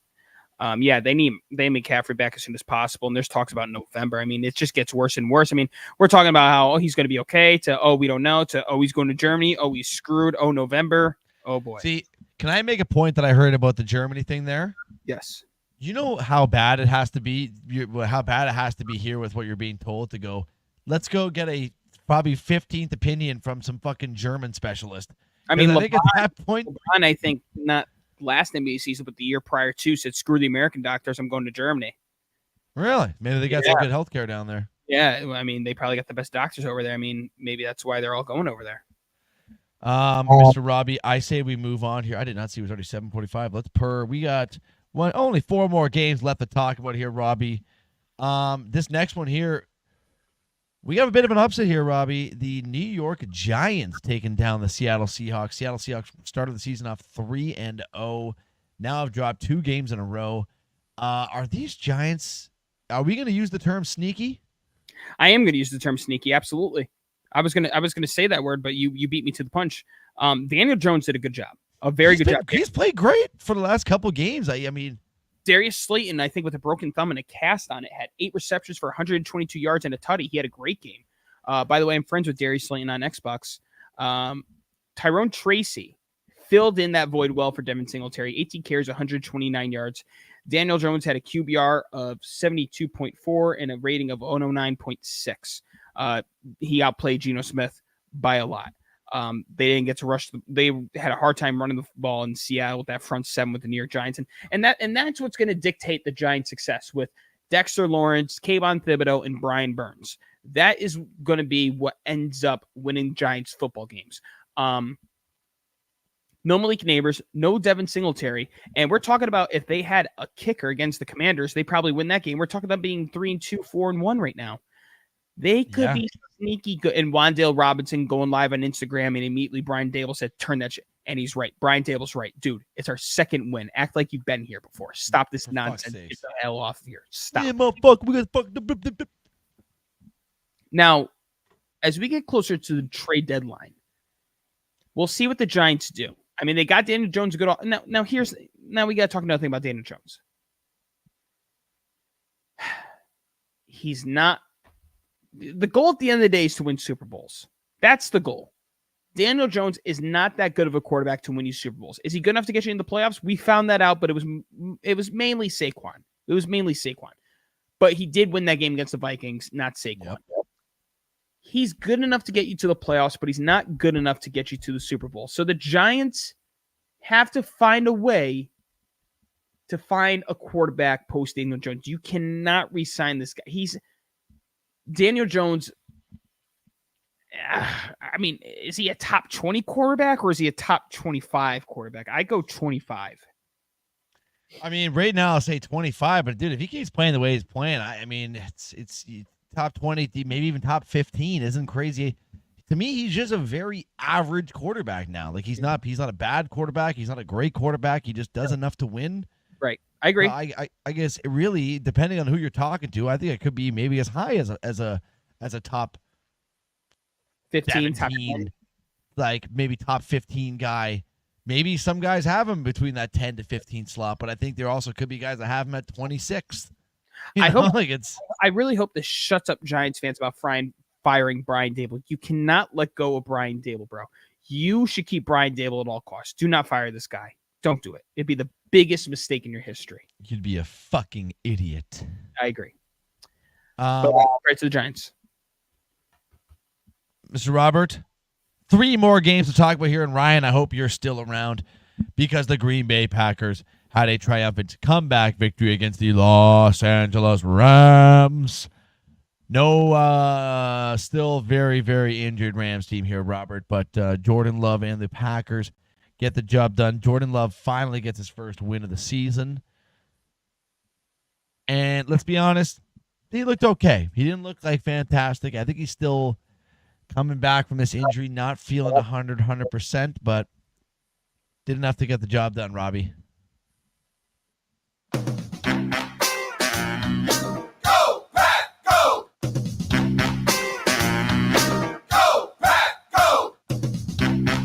I'm just going to do it one more time for Ryan. You know, it's beautiful. Go, Pat, go! Go, Pat, go! Just for you, our lovely Meatloaf. Yeah, they ended up winning this game, and it was a tough, ugly battle. one. It was a tough battle, but they ended up prevailing with the victory. And Tucker Kraft was the main reason why, bro. He was absolutely phenomenal in that victory. 4 receptions, 88 yards, 2 tutties for Mr. Tucker Kraft. Now, if I'm not mistaken, Xavier McKinney's had an interception every week thus far in football. This man is on fire this year. He's Defensive Player of the Year right now in my books. Yeah, I would. Well, fuck, you have 5 interceptions. I mean, an interception every single week. It's impressive. It's goddamn impressive. Dude, the Rams need Nakur or Cutback ASAP. Yeah. Now, thankfully, they have their first round pick for this upcoming draft finally, but, bro, it's not looking good in Los Angeles, dude. Not at all, Robert. The injury bug has really bitten this team. To be expected, and this is why I brought up the idea weeks ago about trading Matthew Stafford. Bring in Bryce Young if you can. If you can find a way to... Yeah, I mean, at least you get some youngness in there, right? Yeah, you get some youth. You got Sean McVay, an offensive genius, but the Rams had their time, and it was 1 year, and they capitalized. They did win the Super Bowl, so I guess at the end of the day, they got more than I got. Robbie, let's move on to some Sunday night football. The Dallas Cowboys down Dexter Lawrence. The Dallas Cowboys down Micah Parsons. I believe Brandon Cooks was also out of this game as well, too, and they still get the job done.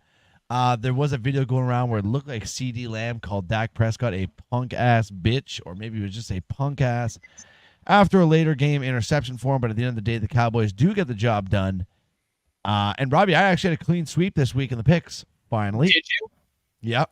Really? I had for my 1-point pick, the Commanders -3 over the Browns. My 2-point play, the Packers over the Rams -3. And my 3-point play, the Cowboys over the Steelers +2.5. I had the Commanders -3 is my 3-point play. I had the Colts +2.5. I don't think they covered. They lost by 4, right? They lost by 3. They lost 37-34. That's actually fucked up.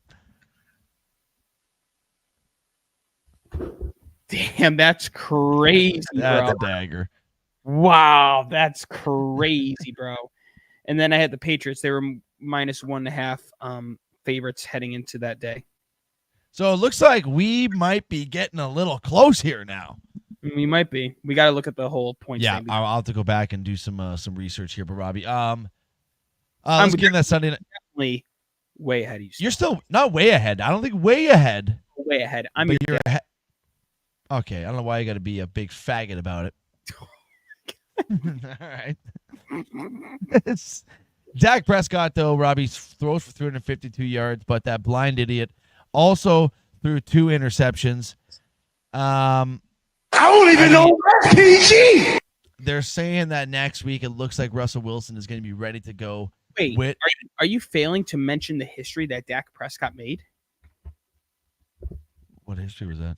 He's the only player in NFL history to throw an interception on 2 separate days. Oh, I did see that. Yes, that was impressive. And also, we did forget to mention, we're talking about the Jets. Aaron Rodgers, 9th quarterback in NFL history to join the 60,000-yard club.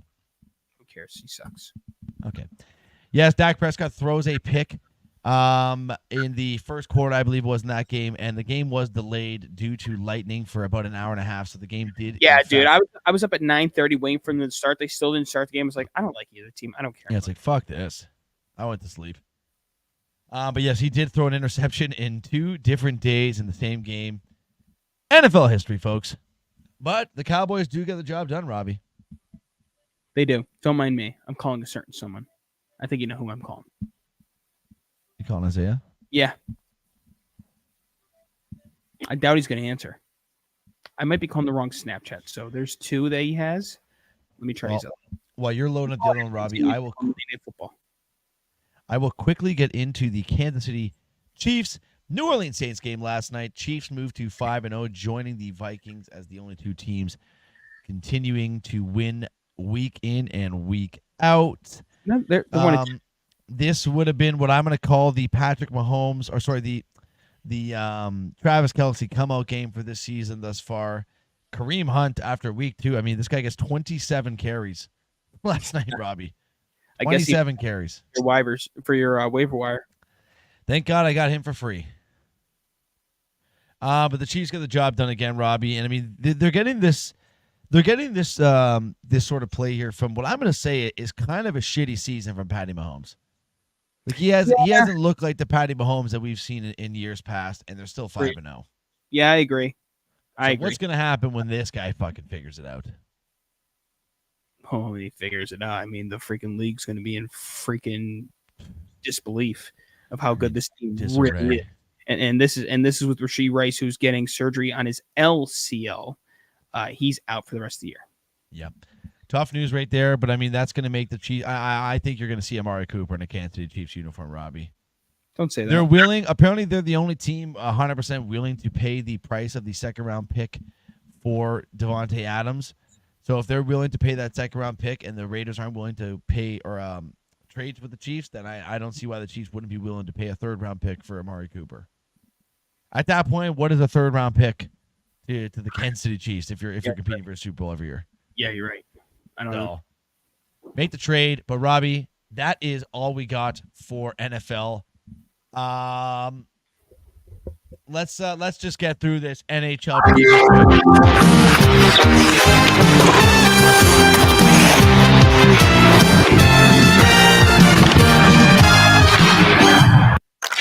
It's nice. I don't have to worry about clicking the slap anymore because I mixed it. But Zach, if you really listen, I want to play it one more time.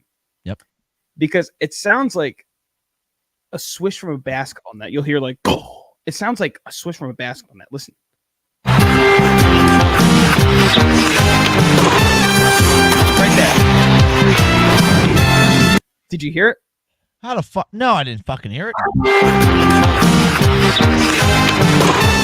Right there. Yeah, that's a skate stopping. No, it sounds.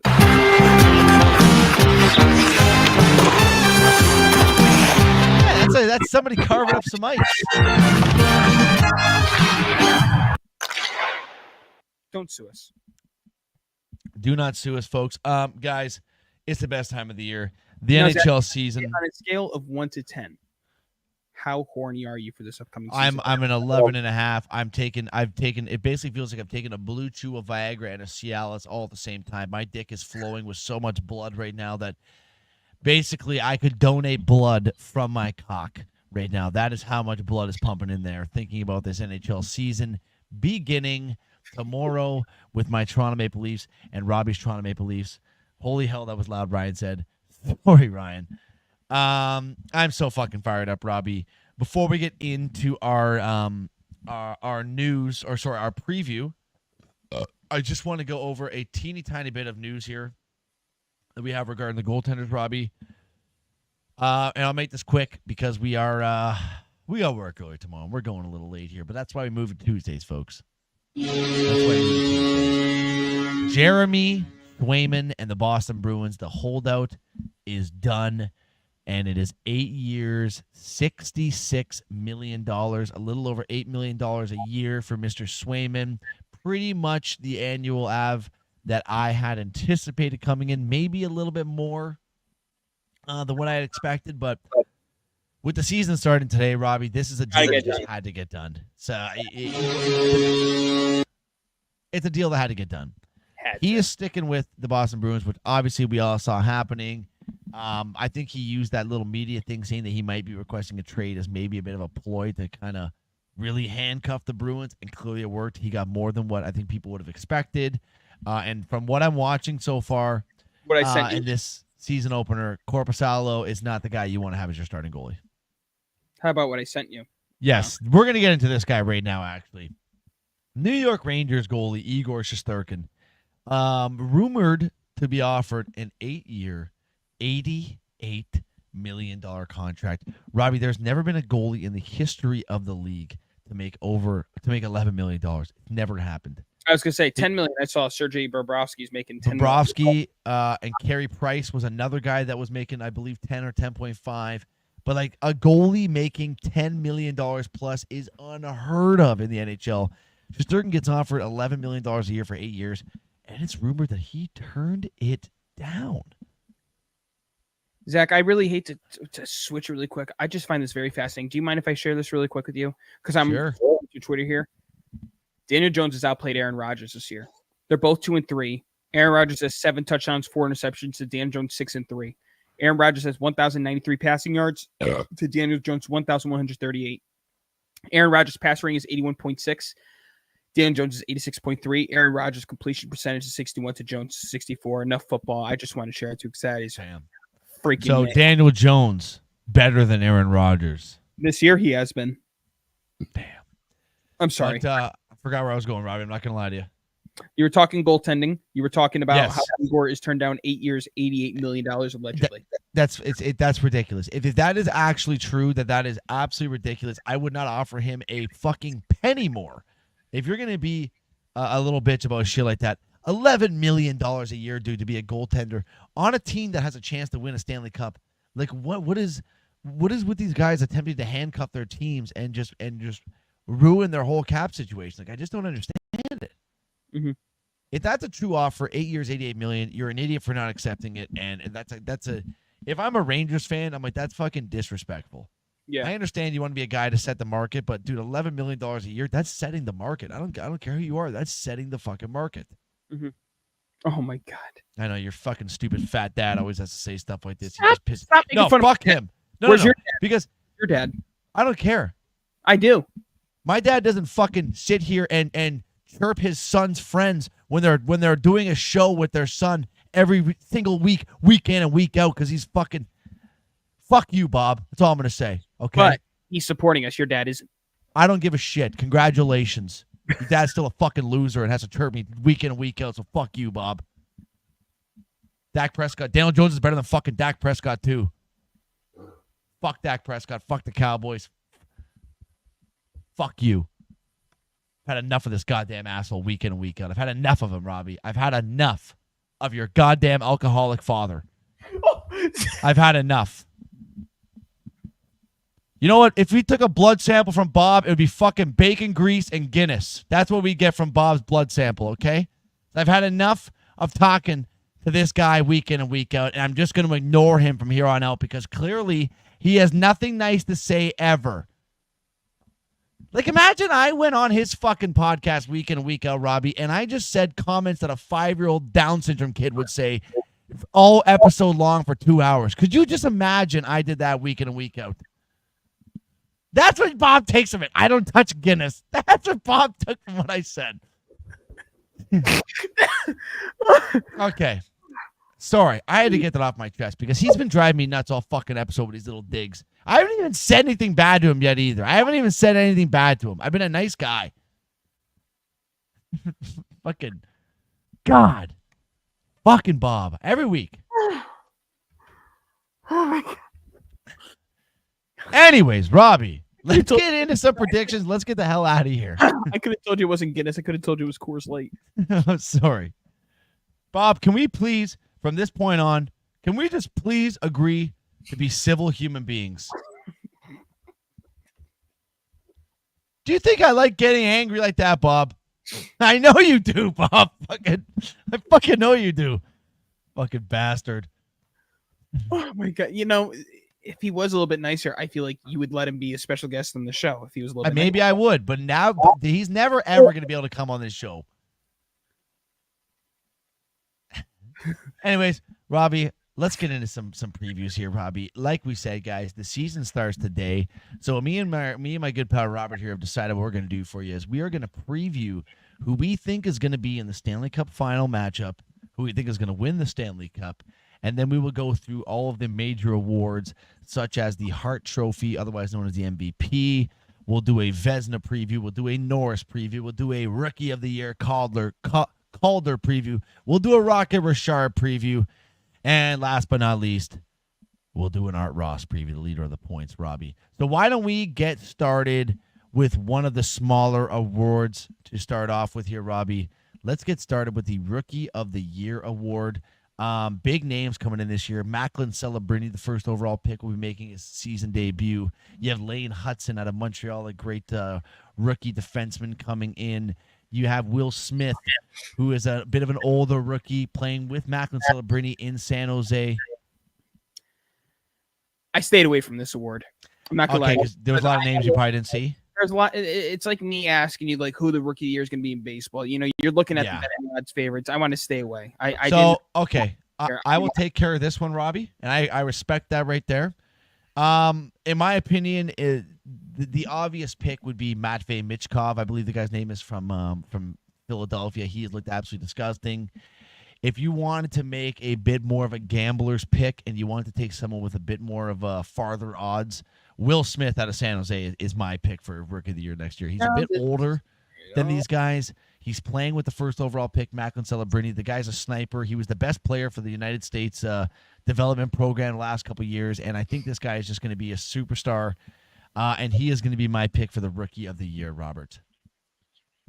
Okay, I stayed away from that because I didn't know a single name on there. I knew Connor Bedard last year. You know what I mean? Well, do you know Connor Bedard fan is? Pardon me? Do you know who his number one fan is? Who's that? Brecky Hill. Gotta good for him. I'd fuck the shit out of Brecky Hill. He better capitalize. Robbie, let's move on to a position that you know about, my friend. Okay. That is the Norris Trophy, which goes down as the best defenseman of the year. I started off with my pick, Robbie, so I'm going to give you the floor here to start with Norris. I wanted to try to I didn't want to make the like know-it-all pick. I wanted to go out on a limb. But how could you not pick Cale Makar, bro? How could you not pick Cale? It's because like the next one in line, when you look at the odds here on FanDuel, it's a tie between Adam Fox and Quinn Hughes. Adam Fox was the first one that popped in my head. But if we're realistically thinking about Cale Makar, is just that guy, bro. He's too good, Robbie. I can't. I agree with you. I also have Cale Makar. The guy is amazing. He is literally probably if we're going for the not even just defensemen, just the top players in the NHL right now. Cale Makar is a top 5 player in the league. Yes. In my opinion, I think he's the 5th best player playing fucking hockey right now, and that's a defenseman. And not only is the guy an offensive defenseman, he's also an unreal defensive defenseman. He can stop the puck. He's also my pick for the Norris, too. I think he's going to be a runaway for it this year. Those two other guys you mentioned, Robbie, would be two of the guys that could definitely... Morgan Riley. Never mind. He'll be way down there. He is. He's plus 40. I was, for some reason, thinking about freaking Mitch Marner as Morgan Riley. I don't know why. I was tripping there. Near the top, you're going to have guys like Roman Josi, maybe like a Victor Hedman, but... Victor Hedman's not there. The top 6 here listed. Oh, boy. Can I take a guess? Sure. Okay, you're going to have Makar. You're going to have, obviously, Fox. You're going to have Quinn Hughes. I said Roman Josi. 5. Brock Faber can't be up there, right? Nope. Yeah, okay. Not even the top 10. Yeah, well, he was. I thought maybe he was like one of those, maybe a little wild card guy. Actually, I can't even think of who the other two would be right now. Not Drew Doughty because he's injured, so he wouldn't be up there. Nope. I snatched him in our draft. Not Miro Heiskanen, right? He is 6th. Okay. So you're missing Right. number 4. Number 4. Mhm. Okay, give it to me. I can't think of it right now. Oilers. Oh, Evan Bouchard, of course. Yep. Of course. No, that was well done by you, Zachary. Well done. Dobson's number 7. Victor Hedman is 8. Dahlin is number 9, and Dougie or Dougie, whatever, Dougie Hamilton. Dougie Hamilton. Dougie. I don't know. People have weird names. Dougie.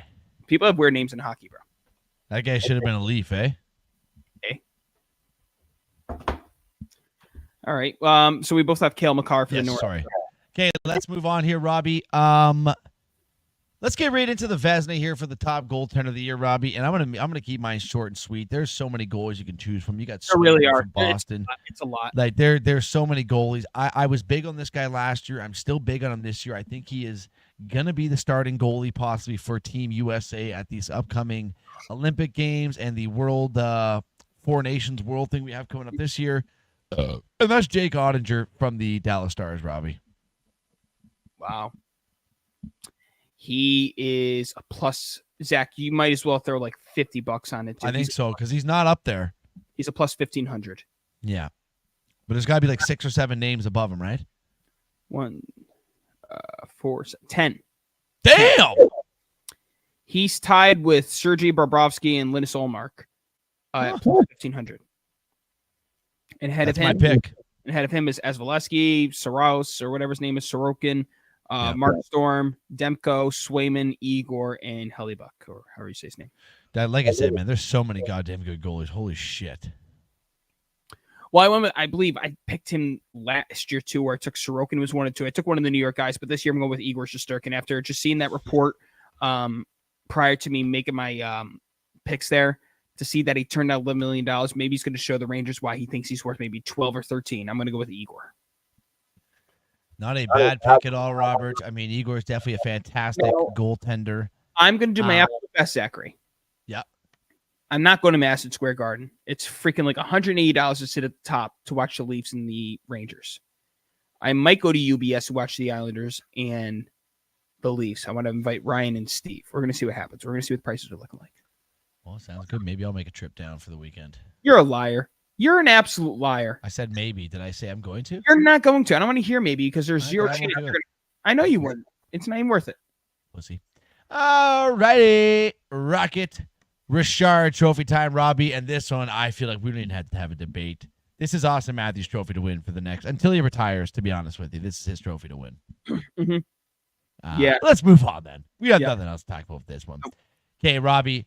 We have, before we get into the MVP, actually, let's get through the awards, then we'll do the Stanley Cup final. The Art Ross, Robbie, which is the award for the most points scored in this NHL season. I'm going to take Nathan MacKinnon. Stop. To get the most points this year. He had more points than McDavid. He had more points than McDavid. The guy is a point getter. He is a point getter. Okay, you're making that face there. NHL point leaders last year, 2024. 2023-24 regular season. I think you're out of your own. Okay, Nikita Kucherov led the league in points last year at 144. Second place, Nathan MacKinnon out of Colorado with 140. Third place, Connor McDavid with 132. Nathan MacKinnon can score more points than Connor McDavid, Robbie, and I think he is going to do it this year. I don't think so. I'm going McDavid. You're going McDavid? Well, in that case, let's move right on to the MVP, Robbie, with the Hart Trophy. I had McDavid written down, but I am sensing McDavid will win the Ted Lindsay, the one that's voted by the players. Why would you take McKinnon is going to clean up house this year, Robbie. McKinnon is going to be the Hart Trophy winner this year. Nathan MacKinnon. Mark it down. Go to a fantasy hockey league and make the trade right now. McKinnon for McDavid. Go ahead. Do it. I'm not going to do that. That's just silly. What do you mean it's silly? He's going to get more points. He's going to... Yeah, but I'm just saying it out loud. I mean, I don't actually thoroughly believe that's going to happen in my heart, but it's just something to add a little extra fun to the show. Yeah, what's so fun about being wrong? I'm going McDavid again. And that leaves us just with Robbie. Let's do a Stanley Cup preview here, and then let's let these guys go and ourselves. I really want it to be unique, dude, but it's too tough. It's to me, this season is going to be scripted, guys. It's going to be not scripted, but it's going to be like when Sidney Crosby and the Pittsburgh Penguins in 2007-08 made it to their first ever Stanley Cup Finals, came oh so close and lost to the Detroit Red Wings. But guess what happened, Robbie? They won the year after.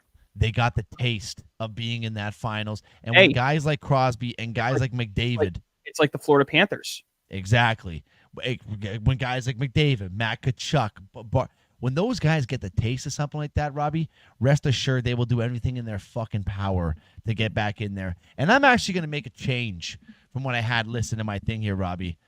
I'm going to take a repeat of last year's Stanley Cup final because I think Connor McDavid and Sidney Crosby are so alike as players. They're going to go down the same path. Crosby lost his first cup to the Red Wings, then beat the Red Wings the year after that. McDavid loses his first cup finals to the Panthers. The next year, he takes them down. The Edmonton Oilers will be your Stanley Cup champions in the year 2024-2025. In a rematch. I like it, Zachary. I like your aggressiveness here. Okay, so when we look, honestly, to me, there's no questions it's going to be the Oilers. I don't think there's a team out in the West that's going to have any chance of taking them down, and I mean that respectfully. When we go and look at the East, we know how our Leafs get in the playoffs. For me, they're disincluded. Yeah. We look at a team like the Bruins. We look at a team like the Carolina Hurricanes, who maybe might digress a little bit. We look at a team like the Devils if they stay healthy. What could our old coach, dude, help me out here. Sheldon Keefe. Thank you. What could he get out of these young guys? Sheldon Keefe. The Rangers. The Islanders start making a little bit of noise towards the end. I mean, this Eastern Conference, dude, is low-key nasty. Can the Red Wings take that next step? Okay? But at the end of the day, how pissed off do you think the Rangers really are? President Trophy winners, eliminated, embarrassed, expected, like New York. Zach, to be honest, New York sports is at an all-time high right now between the Knicks, the Rangers, and the Yankees, and the Mets, okay? And the Jets, maybe, okay? New York's at an all-time top. But if we're looking at every team between the Yankees, the Rangers, the Jets, the Mets, the Knicks, which team probably gives the most hope of winning a championship? It's a tie between the Rangers and the Yankees. Oh, and the Mets have to be up there, too. The Mets could be up there. But if we're looking like what the the Mets just won. I know they just won. I understand, but we look at the rosters on paper. We look at the Rangers and the Yankees and say they have some of the best rosters in their respective sport.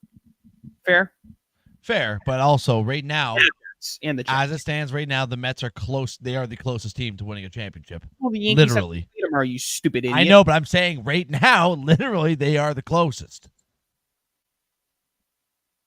If we're just talking facts, I understand the Yanks are a game in hand. Here's a fact for you. The Browns are paying $48 million for a rapist. Yes, I know. I'm not a rapist, sexual assault. Let's give the guy some credit. Okay.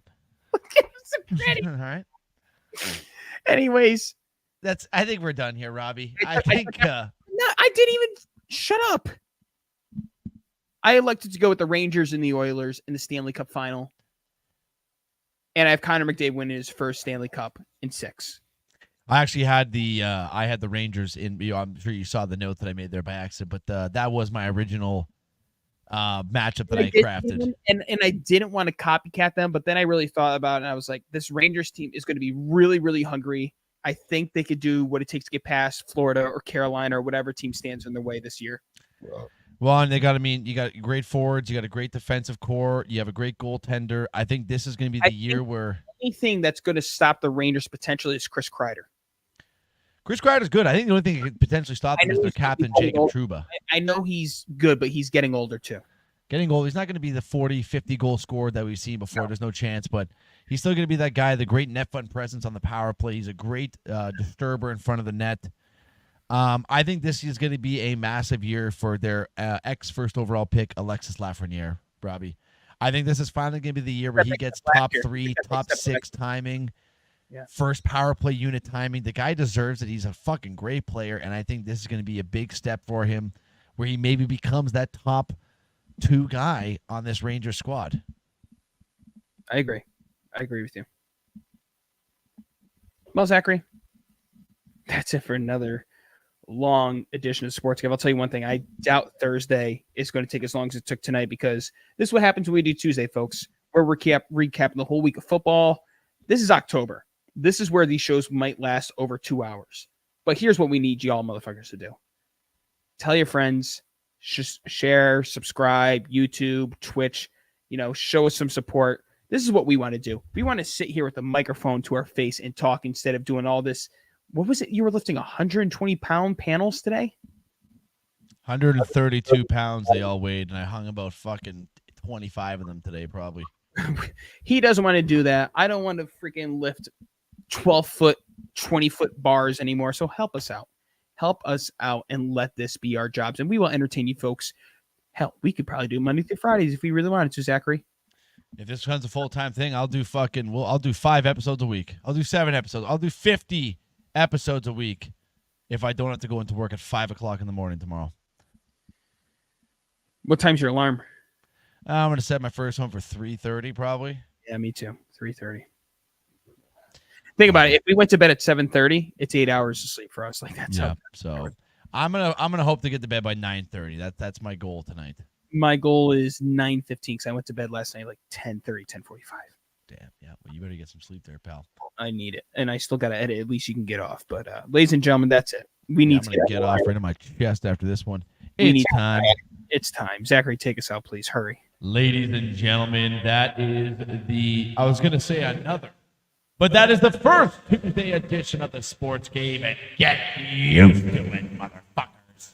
And there's only one thing left to say on this Tuesday. Thank you all for watching. We love you guys. Stay sexy, Sports Game.